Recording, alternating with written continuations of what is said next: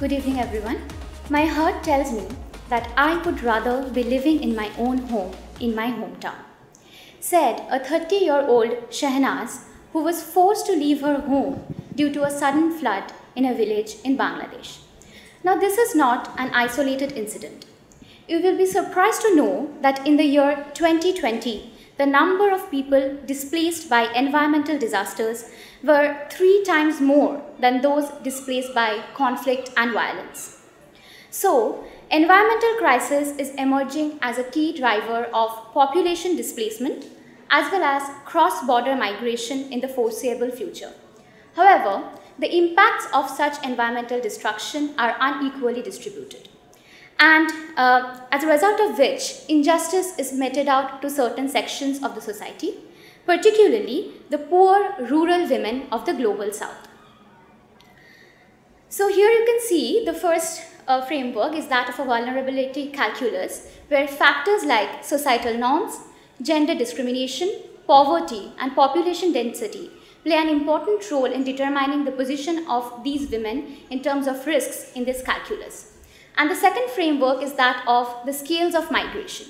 So associated with these vulnerabilities and a lack of legal protection internationally, these women face oppression at all these scales of migration, beginning right from their own body and extending to the international scenario. Here is a small video of the floods that took place in Bangladesh just a month back. This nation's no stranger to heavy rains. Families ready themselves for the annual monsoon season.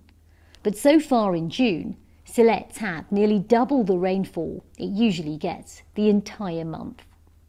With heavy floods also in neighbouring India, experts in the region say climate change is playing its part in these erratic weather patterns. As relief efforts continue, a longer challenge remains: a struggle for food, clean water and permanent shelter.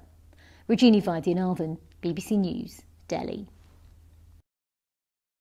So my research looks into the case study of irregular migration of Bangladeshi women to India.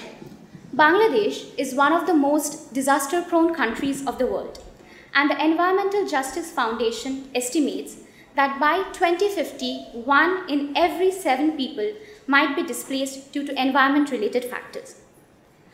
This map on the left shows that the entire country is riddled by different forms of slow onset and rapid onset environmental stressors like frequent cyclones, floods and droughts.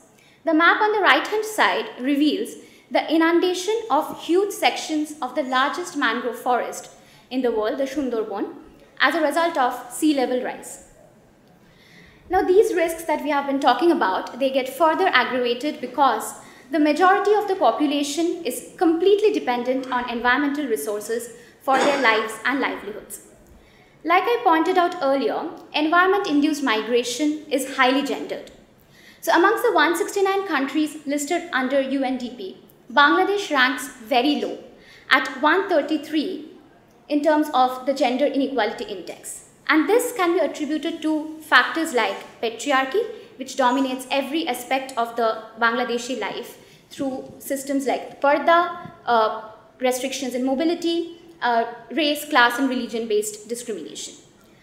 So the choices these women are provided with are either starving or migrating with its associated risks. And they migrate to the metropolitan cities of India owing to the porous borders, as you can see in this map, historical ties and cultural commonalities. But post-migration, they endure difficult living and working conditions. Because of their gender identities and undocumented status, there is also a constant threat of arrest, detention, and deportation. So what my research does is it questions these migrations as forms of adaptation and empowerment of these women, primarily because the government of both these countries do not recognize these migration as environment-induced. I also look into the international policy gaps because of which these women do not receive any legal protection, thereby causing human rights violation. So in this scenario of institutional failure, I'm looking into bottom-up approaches of building grassroots adaptation and gender transformative resilience by including the already existing knowledge of these women and the self-activities and agencies of these women through non-governmental actors. My colleague Duncan will now explore the concepts of resisting and recovering from environmental stressors through an interdisciplinary lens. Thank you.